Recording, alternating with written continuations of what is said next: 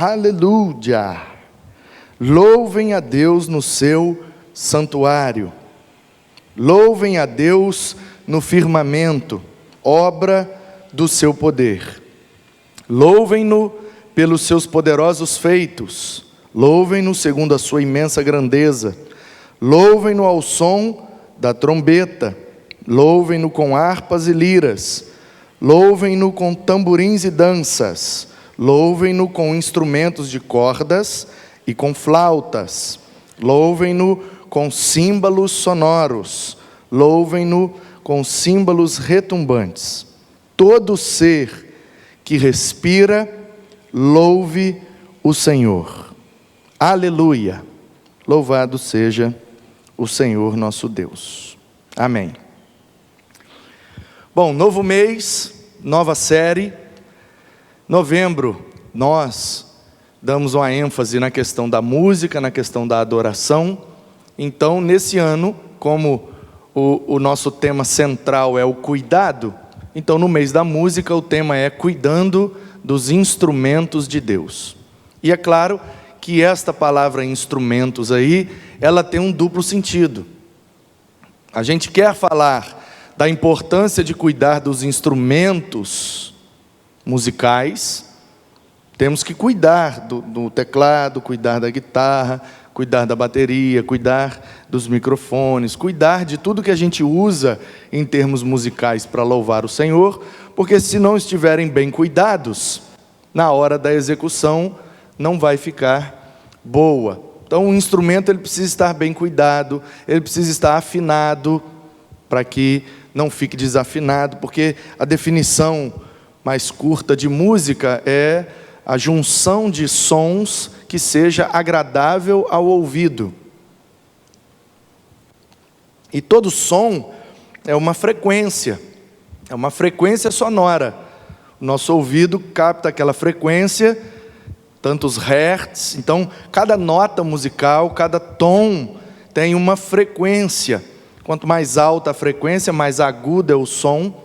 Então, essas frequências se juntam e formam as vibrações que vibram ali os nossos instrumentos auditivos, martelo, tímpano e tal, e o nosso, com a vibração lá dentro do nosso ouvido, então o nosso cérebro entende aquilo como um som, ou às vezes como um barulho. Então, diz o dicionário que quando a junção dos sons é agradável ao ouvido, isso é música. E quando a junção dos sons é desagradável ao ouvido, isso é barulho. Então essa é a diferença de música e de barulho. Independente do volume, a música é agradável ao ouvido. E aí entra a questão dos estilos musicais. Tem gente que se agrada mais de um determinado estilo, tem gente que se agrada mais de outro determinado estilo. Tem gente que se agrada mais quando o volume é mais alto, tem gente que se agrada mais quando o volume é mais baixo. Isso aí tem a ver com nossas singularidades, nossas peculiaridades. Cada um tem o seu jeito, a sua personalidade e se agrada mais de algumas coisas do que de outras. Assim como roupas, assim como comida. Tem gente que ama jiló, tem gente que odeia jiló. Tem gente que ama funk, tem gente que odeia funk. Tem gente que ama música clássica, tem gente que odeia música clássica. Isso é normal, é próprio do ser humano. A gente se agrada de algumas coisas e não se agrada de outras. Normal. Então, é nessa perspectiva que nós vamos caminhar durante todo o mês. Vamos refletir sobre como nós podemos cuidar dos instrumentos de Deus. Cuidar dos instrumentos literais, porque se os músicos não cuidarem bem dos instrumentos, daqui a pouco não teremos instrumentos para louvar a Deus com música, mas também nós devemos cuidar de nós. Assim como o Juninho cuida da guitarra, assim como o Igor cuida do teclado, assim como o Márcio cuida da bateria, como o Abner cuida do baixo, também precisamos cuidar de nós, cuidar do nosso coração, cuidar do nosso espírito. cuidar da nossa alma, cuidar da nossa vida, cuidar da nossa saúde, porque se não estivermos bem cuidados, o louvor que nós queremos prestar ao Senhor não será bem executado. E aí, logo na introdução, a gente já aprende uma coisa muito interessante, que é, como eu disse, a diferença de música para barulho. Se as frequências sonoras não se unirem de maneira harmoniosa, fica desagradável. Mesmo quem não entende muito de música, reconhece quando os instrumentos estão desafinados, quando a pessoa que está cantando está desafinada. Mesmo quem não entende, reconhece que alguma coisa não está legal, não está muito agradável. Independente do estilo musical que está sendo executado, e tem gente que é propensa a gostar mais de um estilo e menos de outros, mas o que eu estou dizendo é que, apesar da gente não gostar de um determinado estilo, quando aquela música é executada com perfeição, a gente reconhece, olha, eu não gosto desse estilo musical, mas foi executado de maneira perfeita, não desafinou. Então, assim como a guitarra tem que estar afinada, porque senão o barulho fica esquisito, nossa vida também precisa estar afinada, para que a nossa adoração e o nosso louvor não fique esquisito, para que nós, como instrumentos de Deus, as nossas ações soem aos ouvidos de Deus como música e não como barulho. Percebe? Quando eu estou afinado, e aí o instrumento é afinado pela frequência. A nota dó, ela tem uma determinada frequência. Então, quando o instrumentista, se ele vai afinar de ouvido, ele precisa de algum instrumento de afinação precisa, como por exemplo o teclado é eletrônico. Então o teclado não desafina. Quando bate ali na tecla dó, vai dar dó, desligou, ligou, caiu no chão, pegou, sujou, limpou, bate na tecla, é dó, a vida inteira é dó. Já os instrumentos de cordas, não, como são cordas, elas podem estar mais esticadas, produz um som mais agudo, e podem estar menos esticadas, produz um som mais grave. Então, por isso que piano, violão, guitarra, baixo desafinam, por causa da extensão da corda, e do esticamento e da grossura dela. As cordas mais grossas produzem um som mais grave, as cordas mais finas produzem um som mais agudo. Então, quando vai afinar um instrumento de corda, a referência da afinação é a frequência correta. Então, pega lá o afinador e bate lá a frequência. Pim, e aí vai lá. Pim, pim, pim, até que ao ouvido pareça o mesmo som, fazendo a mesma frequência. Pode usar um afinador eletrônico. Tem um aparelhinho que os meninos colocam ali no instrumento, porque toda frequência promove uma vibração.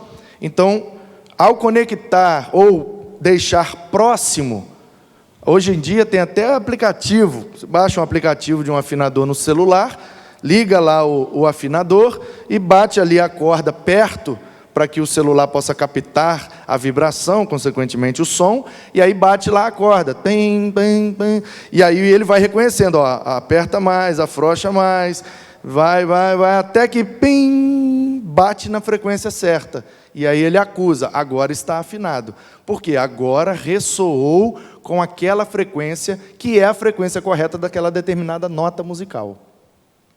Portanto, quando vamos afinar um instrumento, ele não é afinado pela nossa vontade. Eu quero que o dó seja assim agora, ó, bem. Não, mas a frequência correta do dó é essa. Não, mas meu instrumento, minhas regras. Eu quero o meu dó desse jeito. Aí quando se une aos outros instrumentos para tocarem juntos, vai ficar estranho. Por quê? Porque um afinou de acordo com o seu gosto, o outro afinou de acordo com o gosto do outro. É exatamente assim que acontece na igreja. Por que às vezes nós, como igrejas, andamos desafinados? porque cada um quer ressoar de acordo com o seu desejo. Mas nós temos uma referência correta de ressonância. Quando eu vou afinar a minha vida, eu tenho a referência correta. Eu não posso afinar a minha vida de acordo com o que eu quero, de acordo com o que eu gosto. Não, eu gosto do dom assim, mas bem. Não, mas o dó é tum. Não, mas eu gosto do tem. Não, mas não é o que você gosta, é o que já ficou definido como padrão. Existe um padrão. Portanto, em qualquer lugar do mundo, o dó é dó. Você afinou a guitarra aqui, no Brasil, em dó, e foi lá para o Japão. Tudo bem que na viagem é provável que desafine, mas vamos pensar que não.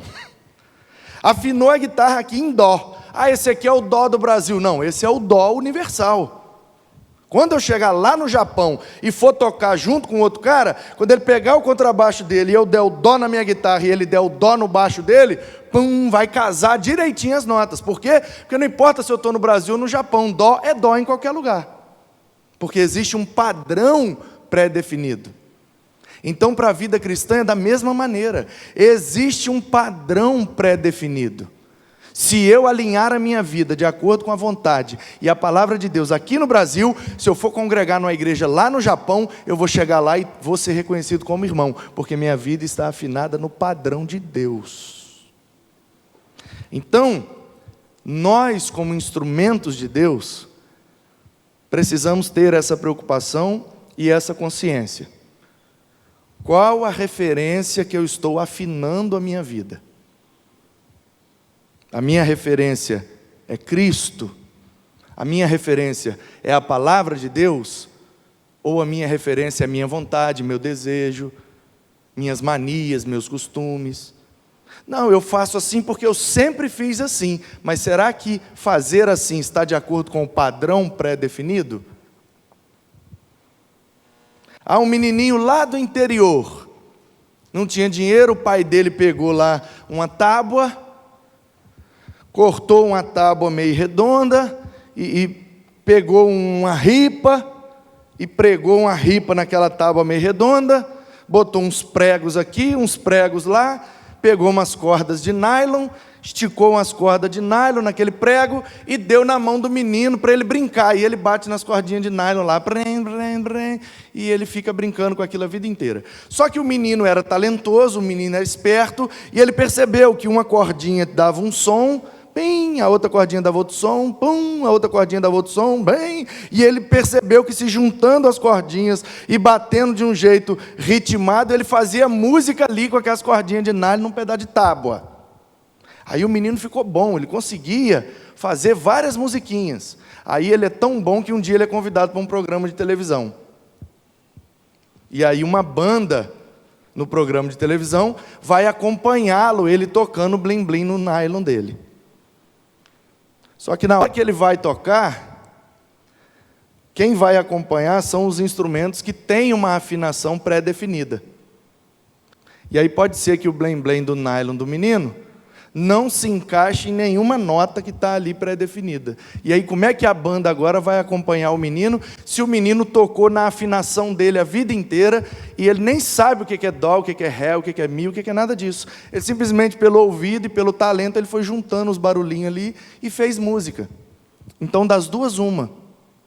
Ou a banda toca desafinado para acompanhar o menino, ou o menino afina o nylon dele para tocar junto com a banda.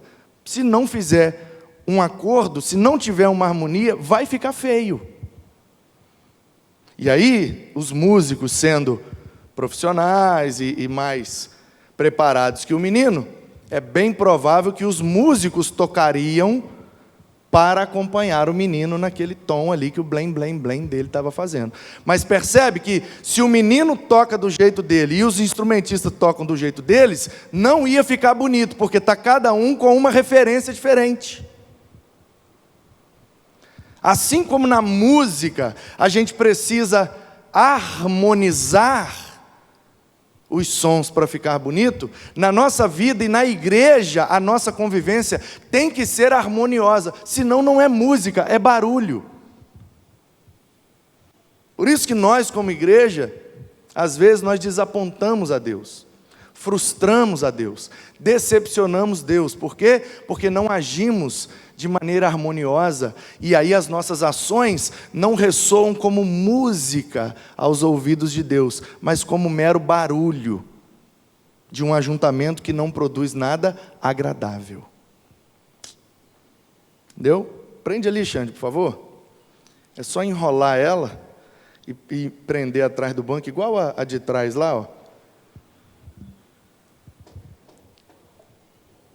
Então vamos para o Salmo, ver quais as lições que nós aprendemos aqui. Primeiro, devemos louvar ao Senhor como instrumentos. A primeira expressão do Salmo é aleluia. Halel, louvor. Iá, eu sou. Então louve ao eu sou. Louve a Deus. A expressão aleluia, portanto, significa louve o eu sou. Louve a Deus, louve o Senhor. Então, louve a Deus no seu santuário. Claro que aqui a expressão santuário referia-se ao templo físico. O templo que Salomão construiu e que depois Nabucodonosor destruiu e Zorobabel reconstruiu. E nos dias de Jesus, Herodes deu uma reforma e colocou pedras. Por isso que Jesus aponta e diz, não vai sobrar pedra sobre pedra. Porque nos tempos de Salomão não era tudo pedra, tinha muita madeira. No tempo de Zorobabel era praticamente tudo madeira, porque foi as doações que ele recebeu dos persas para reconstruir. E aí, você sabe, o negócio de madeira fica até bonito, mas não tem uma durabilidade quanto a algo de pedra. Então o Herodes, político, para ganhar uma moral com o povo de Jerusalém, ele dá uma reforma no templo e coloca pedras, porque o Império Romano já tinha aprendido com os gregos de que construir as coisas de pedra dava uma durabilidade maior. E aí eles usam então mármore, granito, aquelas colunas enormes de mármore, de granito. Isso começou com os gregos, continuou com os romanos, e para dar uma moral lá em Jerusalém, o Herodes, claro que não botou granito nem mármore de primeira qualidade, ele pegou as pedras mais baratas, possivelmente, mas pelo menos para dar uma reforma no templo, reformou. Esse templo de pedra, reformado pelo Herodes, durou até o ano 70 depois de Cristo. No ano 70 depois de Cristo, a história, a Bíblia não, mas a história conta, a Bíblia profetiza esse momento, mas não relata, não narra esse momento. E a história conta que o general chamado Tito, do Império Romano, por conta de uma revolução, uma revolta, um grupo de rebeldes, ele então invade Jerusalém para conter aquela rebeldia, e no decorrer da batalha, muita gente morreu e o templo foi destruído. Depois dessa destruição de 70 depois de Cristo, nunca mais o templo em Jerusalém foi reconstruído. Não foi. Até hoje. Não tem mais lá o templo. Nem ruínas, nem nada. Não tem mais nada. Então, nós, na perspectiva e pela compreensão do Novo Testamento, nós entendemos, como a Bíblia diz no Novo Testamento, que o Espírito foi derramado e que agora Ele habita em nós. Portanto, nós somos santuário de Deus. Como disse Paulo aos Coríntios, na segunda carta, capítulo 6, versículo 16. Que comunhão há entre o templo de Deus e os ídolos? Porque vós sois santuário do Deus vivo. Então, Louvem a Deus. A proposta do salmista é: louvem a Deus no seu santuário. Não é com o seu santuário. Quando ele passa a falar dos instrumentos a partir do verso 3, aí é com. Louve com harpas, louve com liras, louve com danças. Mas a primeira proposta, no primeiro versículo, não é louvar com, é louvar no. E no é o advérbio de lugar. Ou seja, no tempo do salmista, o lugar da adoração era o templo. Mas no nosso tempo, o lugar da adoração é em nós. Nós somos o lugar da adoração. Portanto, louvar a Deus no seu santuário é louvar a Deus em mim mesmo. O meu coração, a minha alma, o meu ser, a minha vida será um instrumento e será o lugar de louvar a Deus. Amém? Louvem-no pelos. Olha só, o que é isso aqui, Jares? Esse é advérbios? Louve no, louve pelo, louve com. Preposições, né? Obrigado.